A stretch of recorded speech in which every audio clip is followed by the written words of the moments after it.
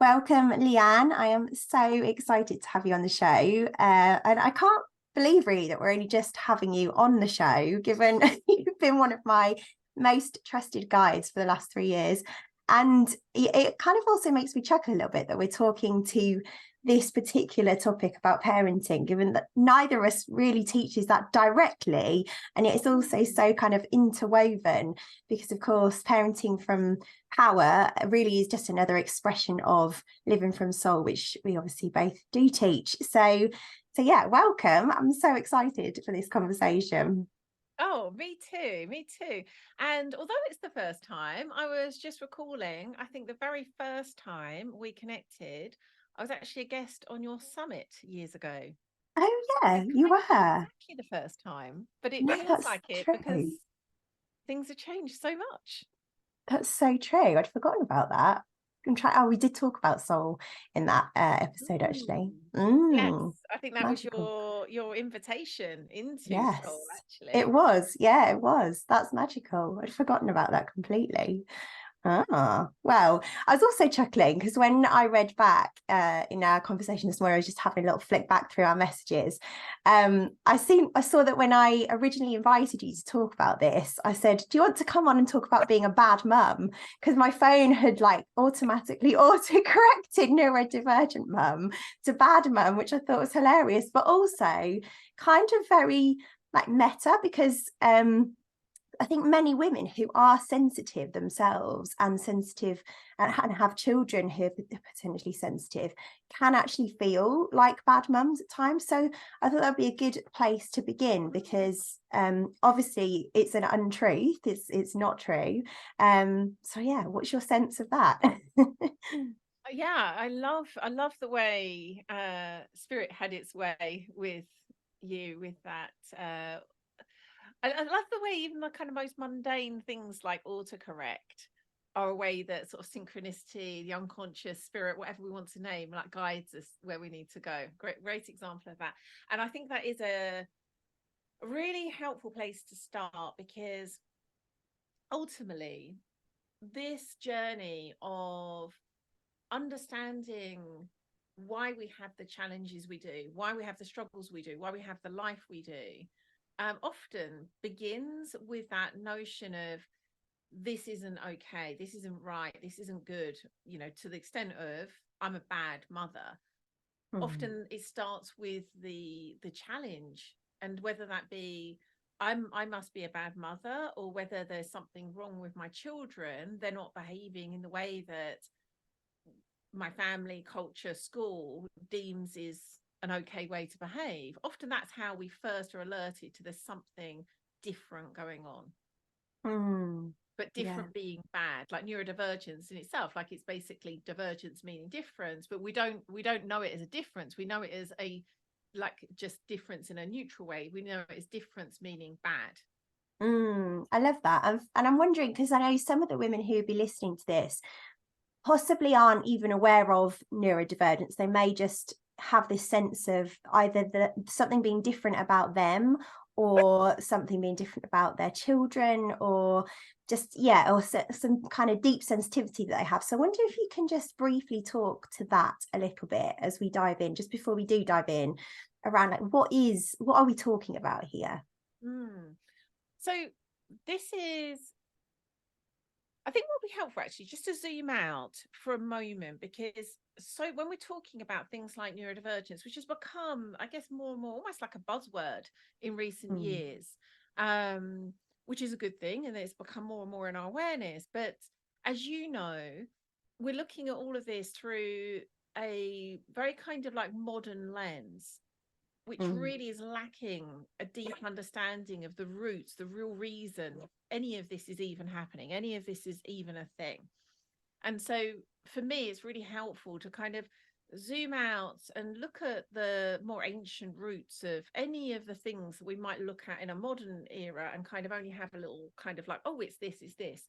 And so if we start and I guess go back to what for all of us, like for all humans, is our heritage, our history, which is being brought up, living in these really tightly interwoven communities, and not just communities of other humans, but yes, other humans, but communities with other beings in the natural world, the animals, the plants, but also the spirits, the elements.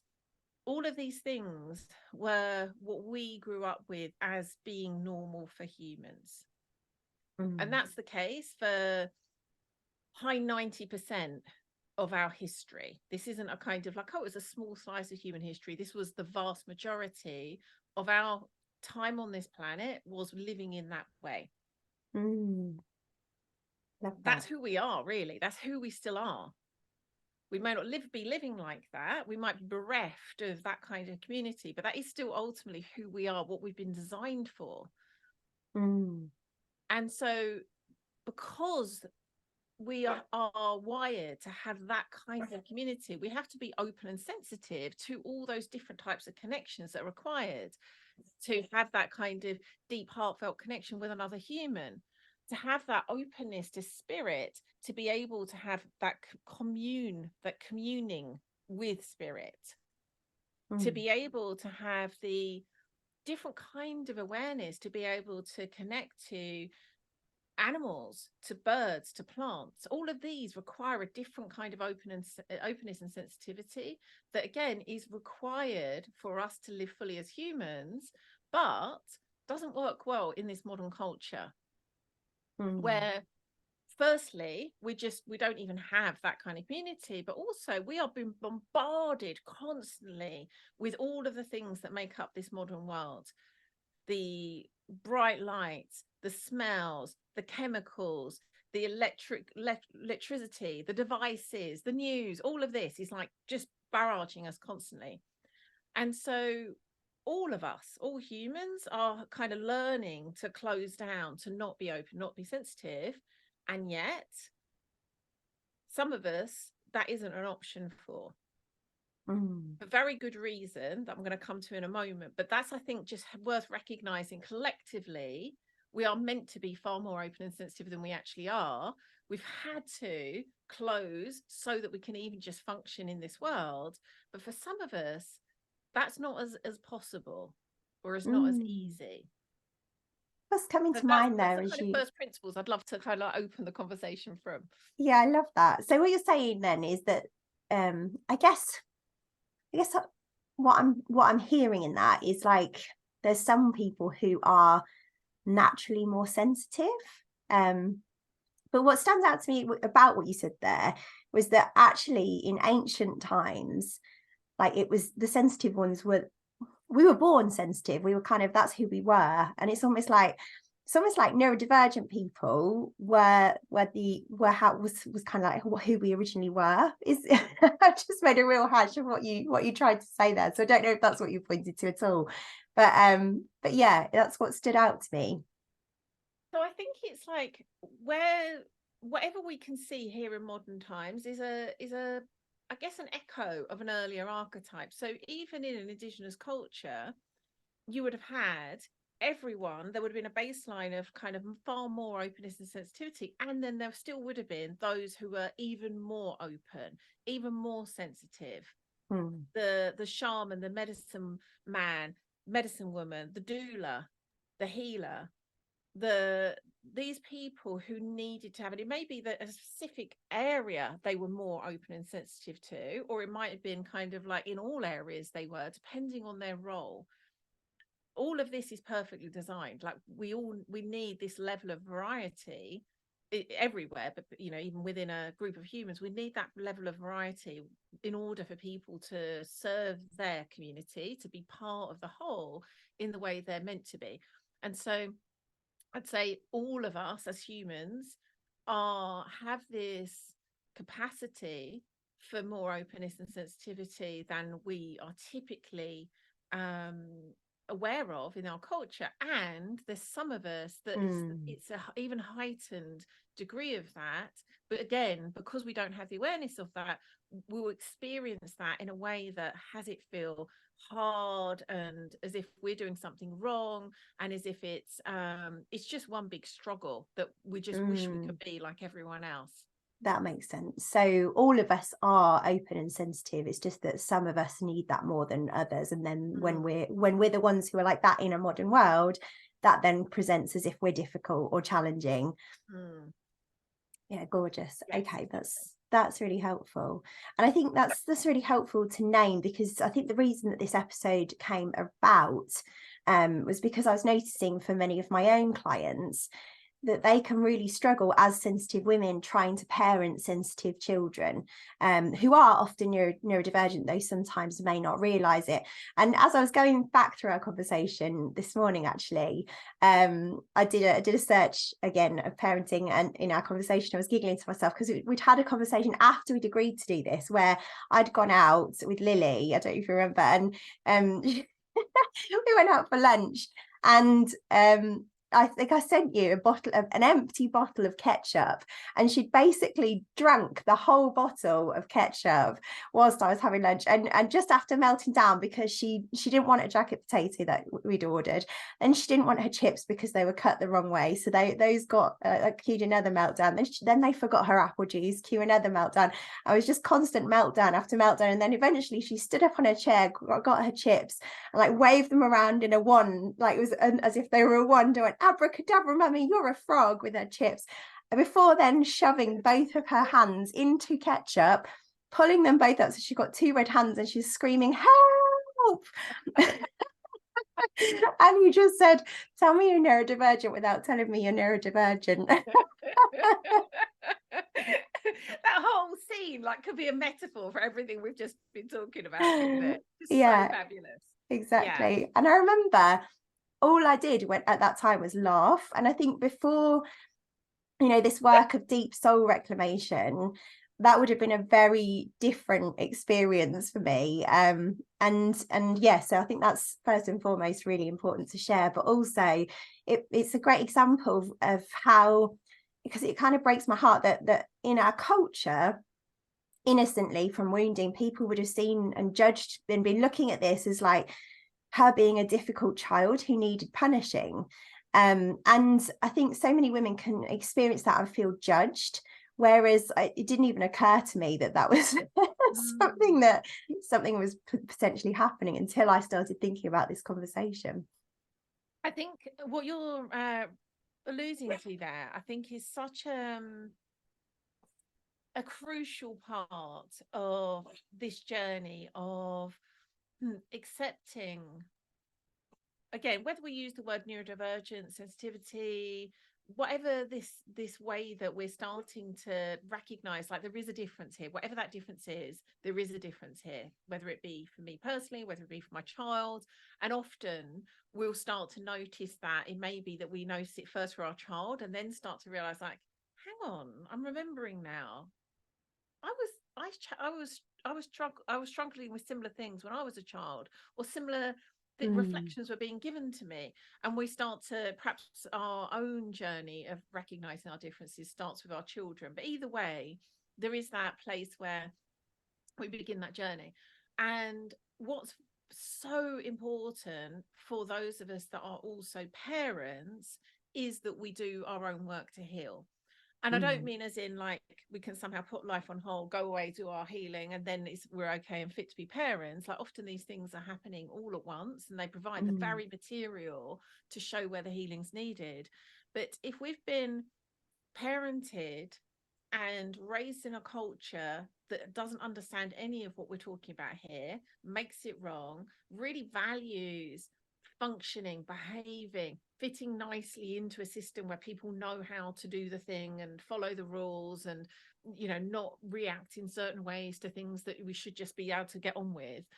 If we've been raised in a culture that prizes that kind of like just keep going and fitting in, we are going to need to do our own work to heal those wounds and also free ourselves from that conditioning, to even recognize its conditioning. Like we can be so brainwashed. It's a bit of an extreme word to use, but it is, it really is so brainwashed into thinking the right way to do things is to, like I've had the image of, Victorian children in these like very smart outfits and, must be seen and not heard and not moving.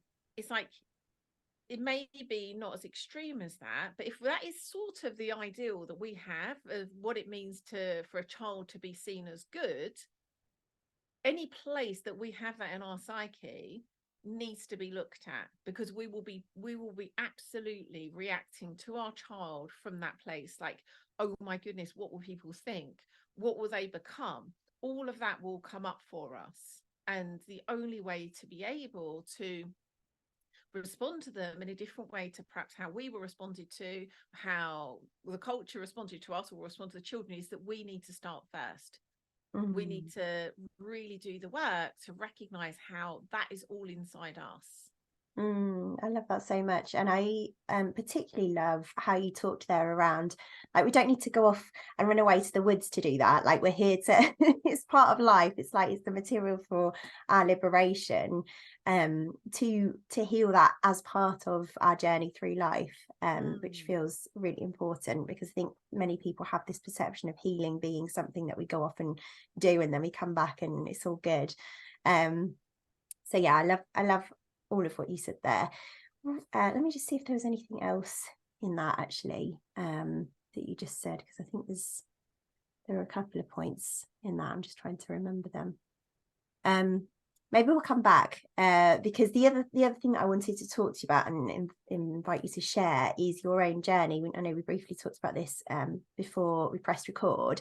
I know obviously you have identified as being neurodivergent, and you talk about it a lot, and sensitive.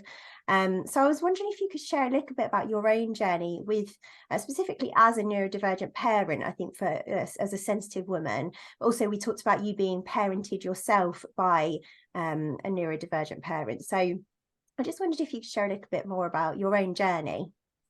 Yeah, absolutely. So again, as I was saying then, often we will have a member of the family that we start to recognize, like, oh hey, there's something going on here, and then it's like, kind of like, whoa, this is like neurodivergence all the way down, as in we're like, okay, maybe I am, hang on, with my parents, and we start to like realize, like, oh, this didn't just start here. Like, that's so common that we'll have that experience. And although we weren't aware of it at the time, it's so clear now that my father was autistic, like, so clear. I mean, if he was around in this day and age, I think it would just be like anyone would know that it was so obvious. But I think we just saw him. He was like absolutely brilliant, like a complete genius, polymath. But had his very, like, we'd often say, oh, that's just him being him. Like, he just had a very different way of being in the world to most people. But we just kind of like accepted that's how he was. And so because of that, I was very fortunate that he had a level of, I guess, sovereignty and acceptance of himself, that he very much, to a large extent, parented me from that place. And so I think in some ways that made it so it was much later that I actually realized that I was different, because it wasn't different in terms of, in our whole household, you were who you were. It was okay to have these quirks and things that were how you showed up, that were perhaps different to the world out there, but it's okay. Everyone's how they are. And so for me, it wasn't until I was in secondary school, which is quite late, I think, really, that I started to like come up against what was expected and realizing the places that I didn't fit that. And so it was quite dramatic, really, in that I went from being a very, I guess, accepting, confident, wild, free child to around the age of perhaps 14, starting to think like, my goodness, what's going on? There's something wrong with me. I've gone from being like so accepted and even celebrated for how I am, to it being completely wrong, shameful, painful. The latter years of secondary school were just excruciating, absolutely excruciating. And so it felt as though there was this just complete, like almost like two parts of my life that happened, where it was like, well, there was this part and then this part where I was just brought present to like, oh, I just don't fit. but I still didn't know. I think, again, because I was raised by an autistic man who didn't know he was autistic, and I was autistic but didn't know I was autistic just then. It was just this like, okay, I don't know what to do with this, but I need to learn how to somehow operate. And so that was my journey for, most of my adult life. And then I was aware of certain places where I clearly, as I think, again, cultural divergence, there was certain sort of, okay, that, I mean, one of them is, even though my mind works really well, many things with numbers, as you'll know, Oh, I've I'm just sorry, I've just really just struggle. lost you. Oh, There. Oh, you're back now. Sorry, I think let me just find out where it stopped. So I think you were just talking about becoming culturally more aware of neurodivergence, and we lost you. okay. So that was my journey for most of my adult life, and then I was aware of certain places. That's where we lost you. I'll pick up. So most of my adult life had been that journey of like, what on earth's going on? Why do I struggle so much? Why am I so different? And then as we've culturally become much more aware of neurodivergence and the different ways it shows up, which actually is another interesting lens that perhaps if we get a chance we can talk about. There were certain things like, I have a real struggle with numbers, as you'll know, and realizing like, oh, that's explained by dyscalculia. So from quite an early age, I was aware there was like places that I was different that could be explained using these terms. But it wasn't until nearly 10 years ago when I met my co-founder, Jonathan, that he was the first one that recognized, like, surely you're autistic. And I was just like, oh, my goodness. I remember I was quite offended at the time, and like, just like, he's got no clue. But it sort of sowed that seed of like, okay, well, I don't understand why he'd say that. Like, at that time, still, there was this stereotype, like autism comes in one flavor, which is Rain Man. And if you're not Rain Man, you clearly aren't. Like, and I'm not Rain Man, so how dare you? And over this last decade, there was, the more I became aware of what that actually means. And again, we've because we're just doing our best to understand something, but not from a first principles perspective, we have this idea that these like different types of neurodivergence, we'll call this autism, this ADHD, this dyspraxia, where I don't honestly think it's helpful to an extent, but I think to a large extent that doesn't really exist. Like, nature did not create these things that are like, this is this, this is this. I think it's truer to say there's almost like a spectrum of neurotypes, and there's a more sort of typical way of being, and then there's a kind of more divergent way of being. But we're going to be sort of like scattered around all of that, and then we've done our best to group them and name them, but it's not really how it works. And so as time was going on, I was just like, my goodness. So if I were to look at myself from this idea of these different types of neurodivergences, I've pretty much got almost every single one of them. I think the only one that's like I haven't got is dyslexia. I pretty much got all the others. And I ended up deciding to go for an autism diagnosis, which is what the only thing I've actually been diagnosed with, although it's clear there's, again, through that modern lens of labeling, there's other neurodivergences going on. And it really then explained so much. Like, by the time I had the diagnosis, I was fairly clear that's probably what was happening, but it really explained so much of, oh, that was why my journey was the way it was. That's why I struggle here. That's why, despite all my attempts to, I don't know, cope in a situation where there's bright lights and, a weird environment, I really struggle. All these things like suddenly just began to make sense. But also then, of course, there was like the next generation coming up in our family, and then realizing, like, of course, now it's so obvious that's true for the next generation too. Other people in my extended family, they aren't what we would typically call neurotypical. And now we understand that we can meet all of those things in a way that helps them to guide, I guess, navigate this world. Like, we can't just change this modern world overnight, but we can learn to navigate our own soul through it in a way that is more aware, more gentle, more conscious, more understanding of what's actually at play. So that's really been that's a bit longer than I meant it to be, but that's been my journey. Yeah, gorgeous. No, I think it was really helpful actually, hearing that. And just gives it that bit of context as well, I think. There's almost like a couple of places that I could go here. One of the things that I wanted to ask when you talked about labels is how helpful labels are, because I think a lot of women will potentially also be contemplating, you know, getting diagnosis. And we had Lucy Pearce on the show recently, and she was talking a little bit about this, but I just wondered what your view was on it as to how helpful it is, because like you know, when I see health and including mental health and all of the things, you know, it's really just a collection of symptoms that's an expression of something rather than necessarily needing a label. So yeah, I'm just curious on your view of that. Yeah, I think that's a really, really important conversation to have. And I don't think there is a right answer that's across the board. You know, this is true for all people. Really, the primary reason I personally had a diagnosis, there was certainly, and I think this is quite autistic in itself, there was certainly this kind of like, I would just like to know, you know, like if I'm going to talk about this as part of my work, which increasingly it seemed important to do so, I would like to know. And it's not that you need to know, it's not like that's true for everyone, but for me there was this just like, I want to have that kind of black and white knowing that I can now speak from that place.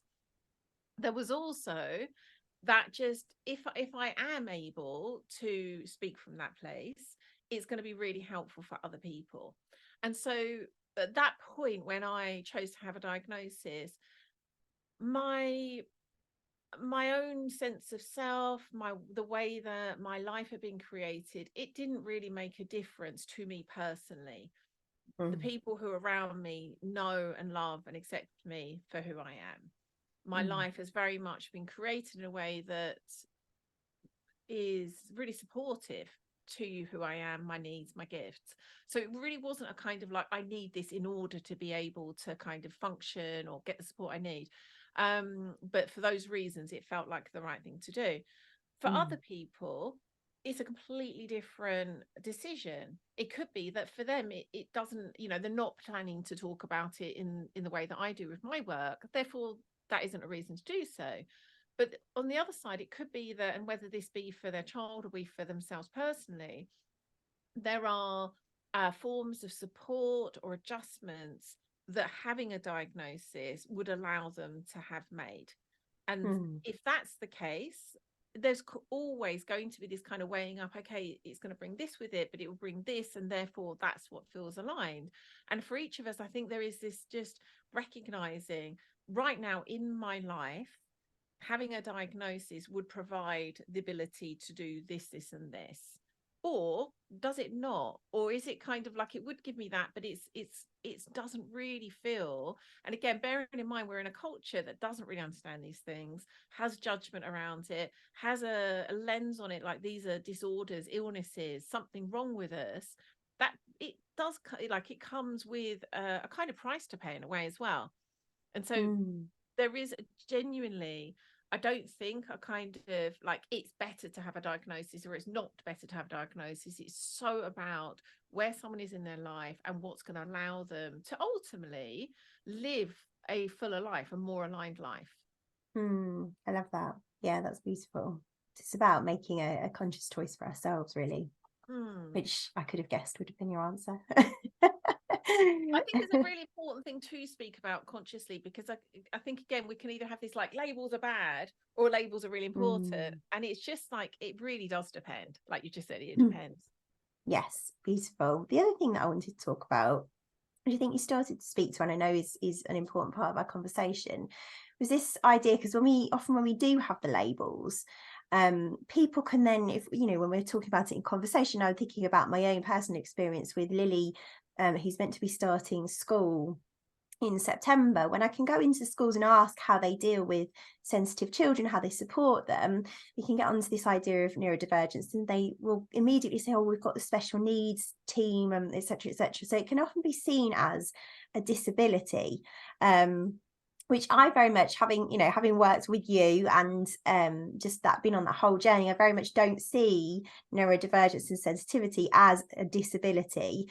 So I think that would also be quite a good area to explore as well. And so would you be able to just would you name that as a question? I just want to make sure I Yes. fully understand what it is. Yeah, I guess for me, I've seen that being sensitive has its own gifts, as opposed to being seen as something that hinders us. So I guess, can you talk a little bit more around the gifts of being a sensitive woman and having sensitive children? Yes, yeah, I love that. Thank you. So this, I guess, goes back to part of the reason that having the diagnosis for me personally felt aligned. And I don't think I actually really that's become clearer actually since. I think I had a sense of it, but I don't think at that point it was like absolutely clear. But it's certainly become clear since. So as you know, I have spent the last few years in hard initiatory training to be a shamanic healer, shamanic practitioner. And what I didn't know until this all sort of happened around the same time, that getting that call to shamanism was happening at a similar time that all of this was coming into my awareness. And so it was like I started to join the dots, but at that point it wasn't crystal clear in the way that it is now. But it all started to emerge like, this isn't just a coincidence that over here I'm autistic and over here I seem to be kind of wired in a way that allows me to work in what we could say as a shamanic fashion. They seem as though increasingly they're one and the same thing, which is so odd because no one talks about that. Like, why would they be one and the same thing? But I kept getting these clues and these like ways that they were one and the same thing. One of the most just like beautiful synchronicities, because it happened literally within weeks of each other, was I was choosing into the shamanic path, having the autism diagnosis, and then read this research that was about, and it was very much approaching it through this lens of like autism disorder, but there's this research done that was looking at the pineal gland and how it metabolized DMT. And so I'm sure many of your listeners will know DMT is known as a spirit molecule. It's what allows things like psychedelics to have the effect they're having. So it was shown in this research that the autistic brain, it naturally hypermetabolizes DMT, but specifically the DMT that's actually already is endogenous to the brain, as it's already there, it's innate, it's natural. So all humans have this, but it's such a minuscule amount, you wouldn't really know. However, the autistic brain hypermetabolizes it, i.e., it allows it to have a greater effect. And I'm like, that's interesting. So we've got autism over here that suddenly has this link to DMT. We've got shamanism over here. And obviously an aspect of shamanism is going into trance and specifically working with plant medicines that often are psychedelic. That's interesting. So I was getting these kind of synchronicities that were just so like, wow, who knew that? And then over time, the deeper I went into that work, it was like, my ability to dissociate and kind of like open into other, I didn't know it at the time. I mean, I wouldn't have called it then other realms. I'd had a lifetime of almost like coming up and out of my body and it being a problem. Suddenly it's like, oh my goodness, I can drop into trance like that, where other people may need, huge amounts of drumming or the right circumstances, or even, say, for example, to take a psychedelic.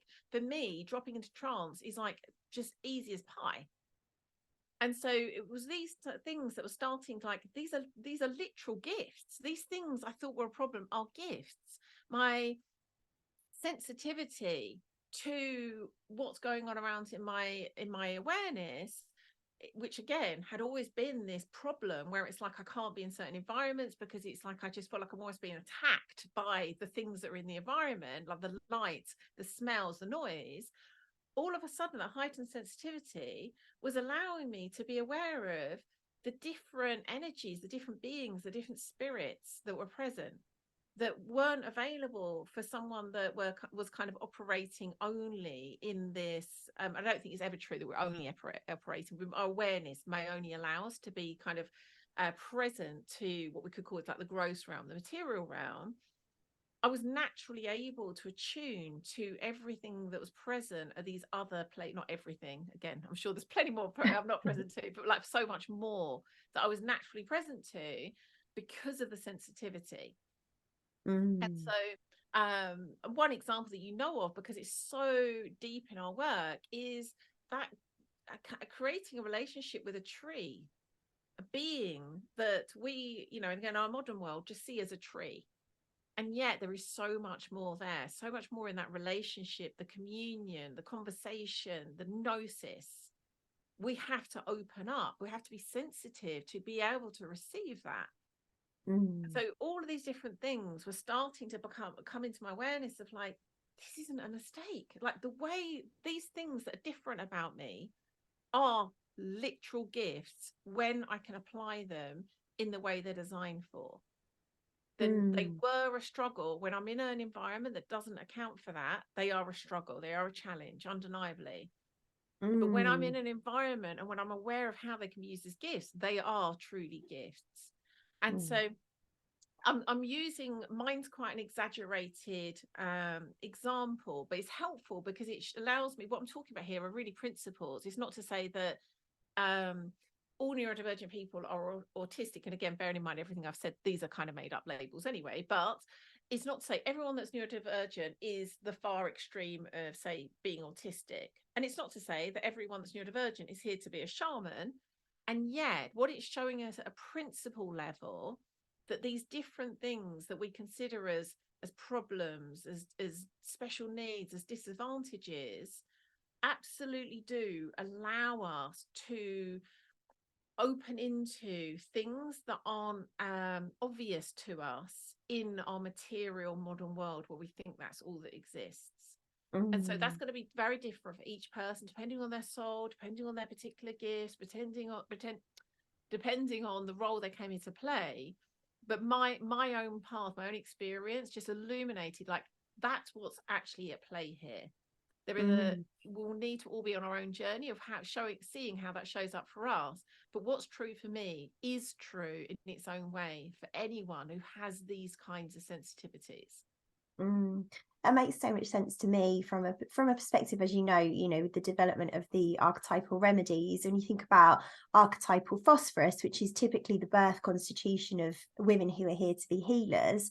Archetypal phosphorus is so deeply sensitive and so open to other worlds and has this kind of neurodivergent piece in it. So everything you just said really makes sense to me, and is so gorgeous for especially and healing, I think, for so many women who are maybe listening to this and really feeling like everything has been a challenge, and yet there's like also so much possibility for us to discover our gifts within that.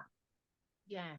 And again, it's such an invitation. It's not to say again that what I'm saying is literally the same that's true for every other sensitive woman, but there's something in what I'm saying that's an invitation, like what is true for you? Because what I do know is this isn't a mistake. Our soul came here with this particular body, this particular way of being for a reason. What's the reason? Yeah, gorgeous. The other thing that you spoke to in there is like the almost like fitting that into the modern world. And what was coming up for me as you were speaking there was around like almost like this journey that I've been on as well, of like meeting my own needs as a sensitive person in order for me to be able to express those gifts. And I just wondered if we could talk a little bit to that, because I think that's potentially one of the biggest things that women who are parenting sensitive children, who are sensitive themselves, may struggle with most. You read my mind, actually. I was just thinking something similar, because I feel like I think we needed to kind of focus on what we're talking about itself at a kind of personal level. But Mm, coming back to, there is almost like a double challenge here, but also a double give, that we're talking about this as mothers. And therefore, also, how do we do that when we have those sensitivities ourselves and we're also parenting? And we're almost, regardless whether we're parenting sensitive children or not, it still mm, brings these challenges. And the thing that I feel is, this is true, I think, actually, for all of us, and all of us that are parents, I think particularly those that are sensitive, is the importance of allowing ourselves to know and honor our boundaries, and recognize that without doing that, we're not going to be able to parent. We're not, in a way that's actually conducive to us and our child, and certainly sustainable. And again, because we culturally have been made wrong for, needing, for example, more time on our own, just as an example. It may not be true for every neurodivergent person, but that's an example.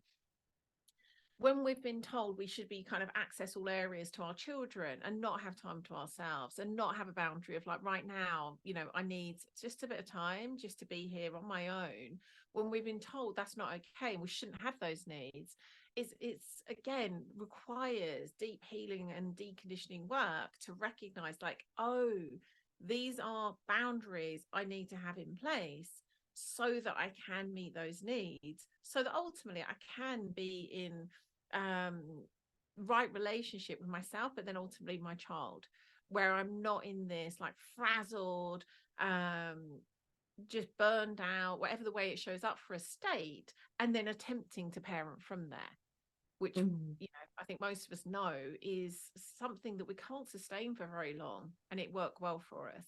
And so that, I think, is, it doesn't make it easy. I'm not saying like, oh, therefore knowing that we need to know and honor our boundaries kind of makes it okay. Like, that is the work in itself. Like, what does that look like for us? What comes up for us when we think of needing to honor a boundary?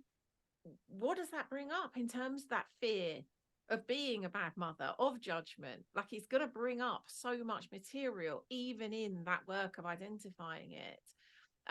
What I will say, and I'd love to know your sense of this, is it starts to become a really beautiful kind of like self-fulfilling prophecy. And the more that we do that, the more we start to come in contact with our own power, where that becomes this like snowball that rolls, that gathers speed, where it becomes just easier and easier for us to honor our own boundaries and needs.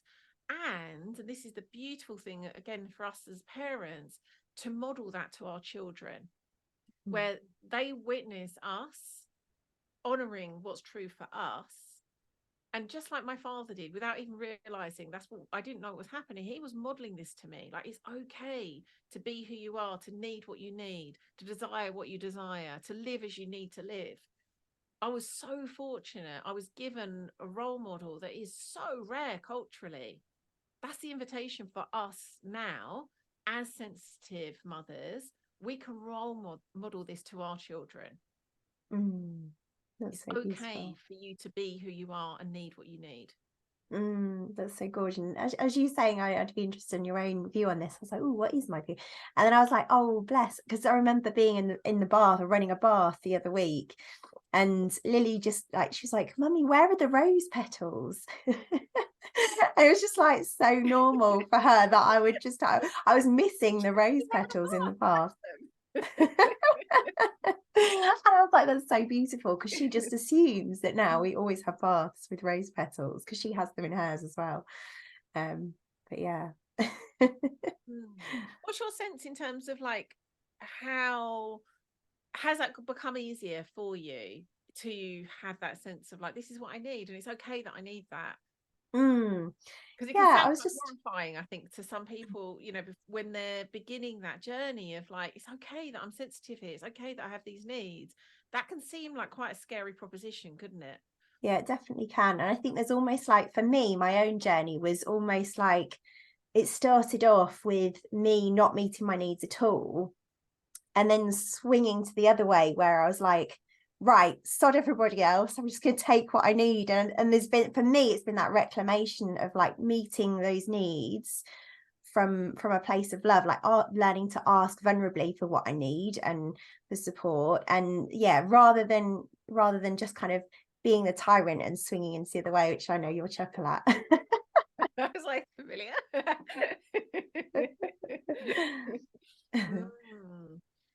Yes, there's a, if I may just share something that's brought up that's kind of like taking place at, I guess, more cultural level, I think it's important to bring in mind, bring into the conversation, if it's okay. Yeah. So although we didn't use the word there, I think what is so required as an orientation, and regardless of the word we use the word sovereignty, but it is to recognize that whilst we are looking out there to our partners, to our families, to our bosses, ultimately to the world out there to make it okay for us to be, we are going to be trapped because it's not going to change. Like we are going to be stuck in that place of looking out there to be saved, to be rescued, to have our needs met. And so a really important part of this journey is becoming sovereign.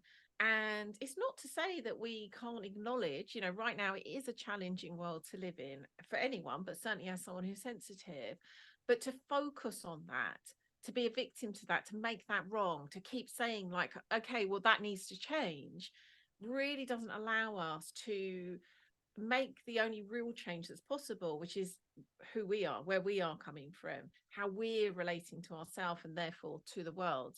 And again, it's such a seductive way of relating, particularly again when we've experienced challenges, when we've experienced trauma even.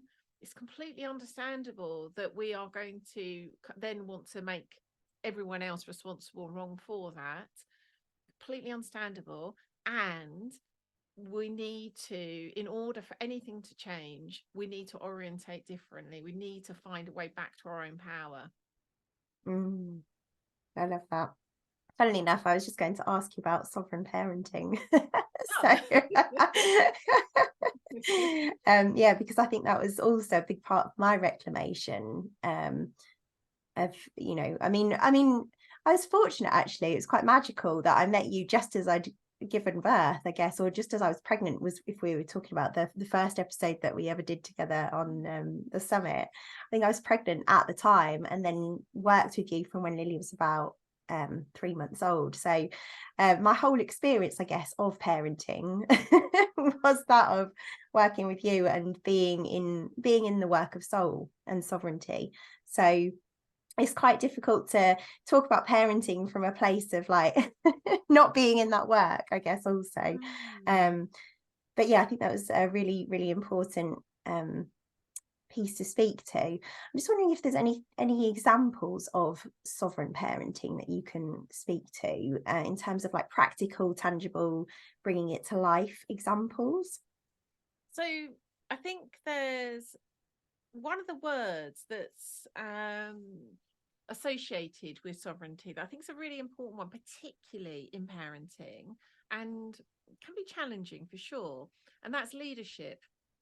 And it's in a world where we are often at one end of what you'll know I often describe as a shadow pole. So we'll either be in this like dictatorial, controlling, very like, this is how you do this is how we parent, like, you know, controlling children.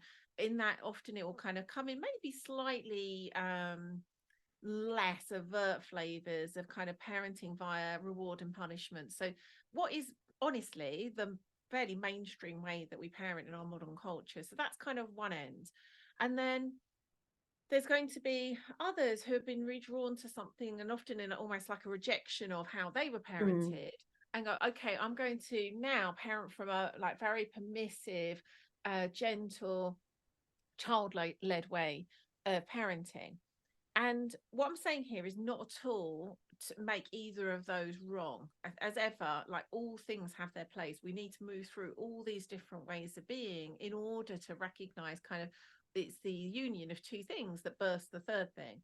And that's really what I think we're talking about here with sovereign parenting, is recognizing that in order for a child to be guided into the ways of this world, particularly the ways of this world as a sensitive person, we are going to need that leadership, which isn't kind of like, okay, I'm going to be all over here and let the child lead, because they're not in a place where they know the ways of this world. Not over here where we're going to be controlling and punishing them and forcing them into fitting our idea of what it means to be a child, but leading again, as ever, from love. But it's that word, I think, can be most challenging for us, particularly if we are more drawn down to that child-led way of parenting, if that feels quite natural to us, to really occupy that space of leadership in parenting can be quite confronting. But I think that is the part that is most important to be aware of when we're talking about sovereign parenting. And of course, this is so nuanced. This is so subtle. This isn't, therefore, it looks like this. This is always going to be like meeting the moment in a sovereign way, but recognizing our role a lot of the time with our children is that of a leader mother, of course. Lead, like, it's not, you know, just a leader, it's within our role as a mother. So as an example, if you just give me a moment, I'll see if I can think of an example in that illustrates what I mean here.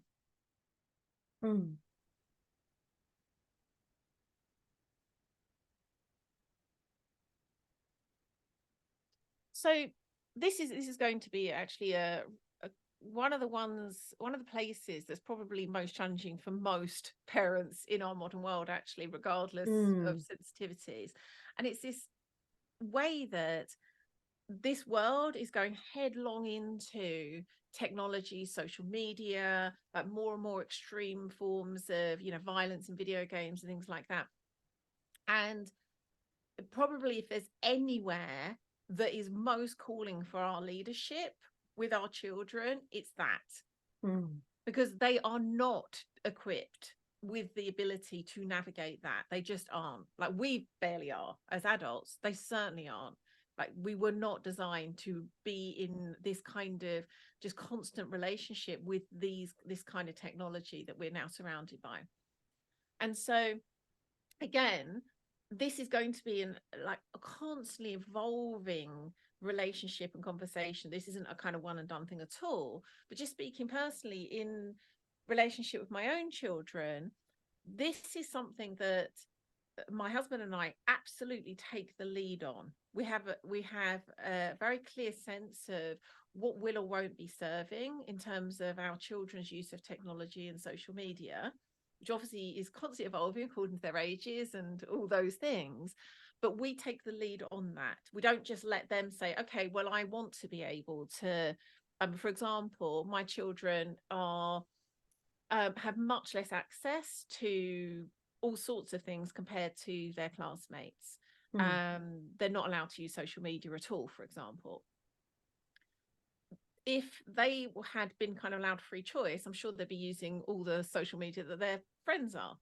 And yet it's a place that we're leading. We lead in conversation with them. We're explaining why that's the case.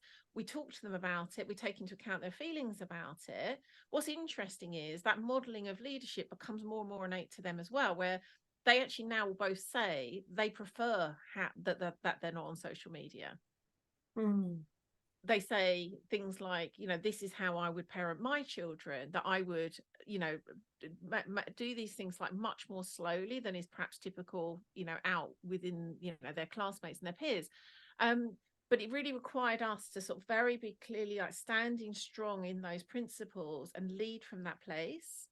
Again, not as in a controlling, like, you can't have it because, you know, it's not appropriate, or down here, like, you take the lead, but us to stand in that place of leadership, which is in that constant communion with all the things, including how they're feeling about it, what's going to serve them, their ages, but to take the lead. I love that. I love that because it reminded me of even just the with Lily, and I know she's obviously not on social media, but I'm thinking in terms of what you said about explaining. I think that's been something that even as a very young child, you know, a toddler, I always try and explain to Lily like what the choice is being made for, and also invite her into choice, which I think is again something that's not commonly seen as what you should be doing with a toddler. And even it reminded me too of like how you often talk about the costs, the sovereign price, the price that we pay to be leaders, and reminded me of the year and a half of Lily sleeping on Pete's chest. Because it just didn't feel aligned to have her in a cot in a different room and leaving her to cry. And I don't know that there's particularly a question there, but it just reminded me of kind of the elements of journeying with sovereignty from my own journey with you. And again, how that's kind of paid the price, because Lily's now super confident. It feels like it was the right choice, if that makes sense. Yes. Yeah, I love that. And I think it's a question that we can only ever answer for ourselves. Like, what is sovereignty in this particular example, in this particular dynamic? What is that for me? Because it could look like, if we're looking at someone else from the outside looking in, it could look like it isn't sovereignty. Yes. We don't know. Like, it really is something that we can only know ourselves. And again, which is very individual to everybody's child, because that prescription that I've just said there isn't a prescription. That was just what was aligned and right for me. Exactly that. And Lily. Yeah, precisely. Gorgeous. That's really helpful. We've got a question from the Secret Witch Society group, so I thought I'd ask that because we're coming up to completion. But so one of the questions was, can you talk to how the wild can guide us in this, please? So by this, obviously, being a sensitive parent with sensitive children. I love that question. And as I mentioned earlier, when I was talking about the way that one of the very first invitations we'll make to anyone working with us is to go out and just find a tree to create a relationship with. And the reason we do that, as you'll know, is because it will start to allow yourself to open into a way of being that we typically just don't have access to culturally. There's other ways we can do that, but that for many people is the most accessible way we can do that. Literally, like, most of us do have access to a tree somewhere like fairly close by. And to have that, and so I could take this out wider, you know, like whether it be going for a sit spot or whether it be going for a wild wander. But for the moment, I'm just going to use the tree as the kind of example of the wild. To have something where we are choosing on a regular basis to go visit a tree already is like a choice that we're making from a place that makes no sense culturally.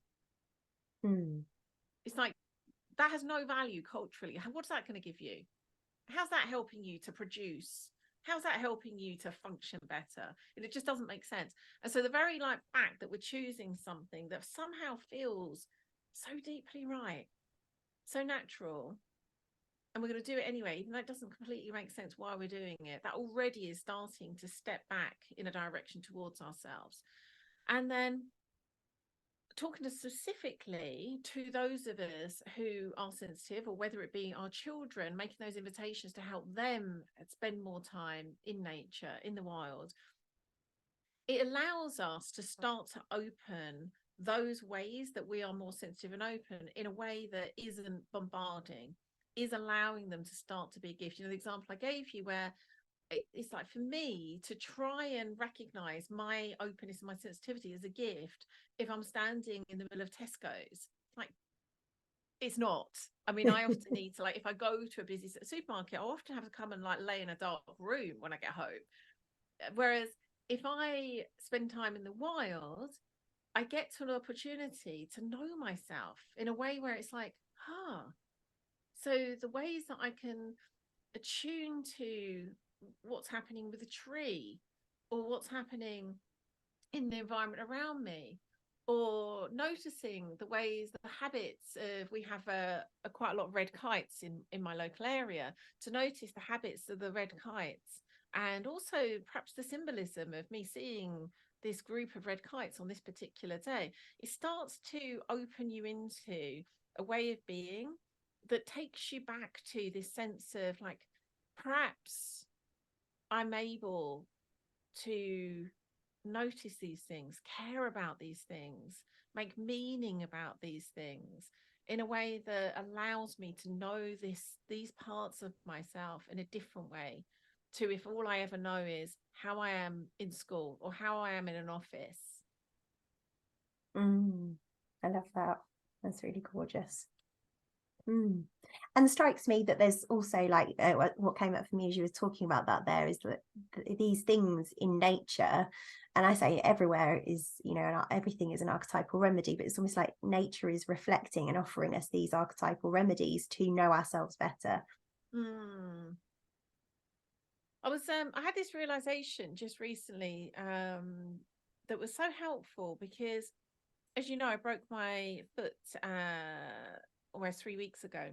And so where I'm normally, I spend so much time in the wild, like so much, and I haven't been able to.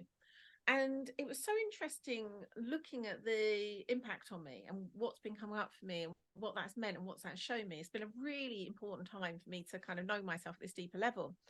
And because I guess where I am in my journey, I don't need the connection with the wild in the same way as I once did. Once it was crucial, absolutely crucial. I do not think that I would be where I am in my journey, in my work, in my life, without that deep nature immersion that has been such an important part of my path.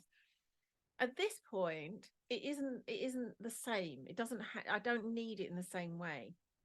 And what this has been allowing me to realize is how most of us ultimately do have a deep, however conscious of it we are or not, we have a deep longing for union with, whether we want to call it God, spirit, to like know ourselves as that part of the whole. And we will have fantasies about what that is, because we can't know that directly until we are fully like embodied in that. And so our fantasies of, you know, that could come via religion, or it could come via I don't know, if we're probably a little bit less conscious, it might come via like having success. We have these ideas of I will have that feeling of wholeness, that feeling of union via doing this thing. The wonderful thing about nature, it's as close to that, to wholeness, to oneness, to spirit, to God. It's like the immediacy of it. Of course, nothing really is more close than anything else. Like my glass is just as close to it as a tree, but there is something about the way the natural world shows itself to us that is closer to that, in a way that we can really, it's I guess harder to have fantasies about it where we're like, okay, this will save me, but it also invites us into a way of being that is kind of like closer to what it is to be whole. And so that's what I've really seen just over the last few weeks of like, so interesting how what I projected on nature was perfect and was needed. I don't need to project on it in the same way as I did, but my goodness, thank God we've got that. We've all got that. That can help us to walk home. I love that so much. I love that you've got your glass as well. this is basically God. This glass is God. Oh, gorgeous.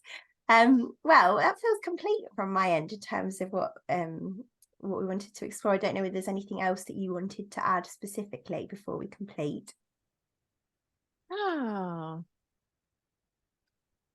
What occurs to me is, I'm going to quickly look it up actually, it's just popped into my head. I just want to be able to quote this correctly, because I think this is important, I think, for, you know, all of us to know as parents, but I think particularly those of us who are parenting sensitive children, And it's a quote by L.R. Nost, and you might have seen me share this at various points, but it's just occurred to me. And it says, it's not our job to toughen our children up to face a cruel and heartless world. It's our job to raise children who will make the world a little less cruel and heartless. Mm. And has really brought up emotion. And for me, that's saying, instead of saying toughen up, we could say close up, to become less sensitive, to desensitize. It's not our job to do that. It's understandable. We might want to do that to protect them. But what if their sensitivity, their openness is there for a reason? What if it's meant to act as medicine for the world? Yeah. What then? That's so beautiful. I'm really glad that you shared that to complete. It feels like a really beautiful way to finish. Yeah, so gorgeous. Where can people find out more about you and your work is my final question. Thank you for the invitation. Currently, not for much longer, but currently you can find out all about the work that we do, which is myriad and includes a podcast at wakingthewild.com. If you're listening to this in future, at some point over the next 6 months or so, we will be found at bemythical.com. Ooh. Very exciting.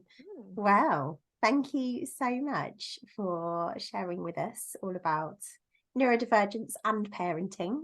It's been really gorgeous to have you on the show after all this time. My pleasure. Yes, it was a gorgeous and wide-ranging conversation. I love where we went.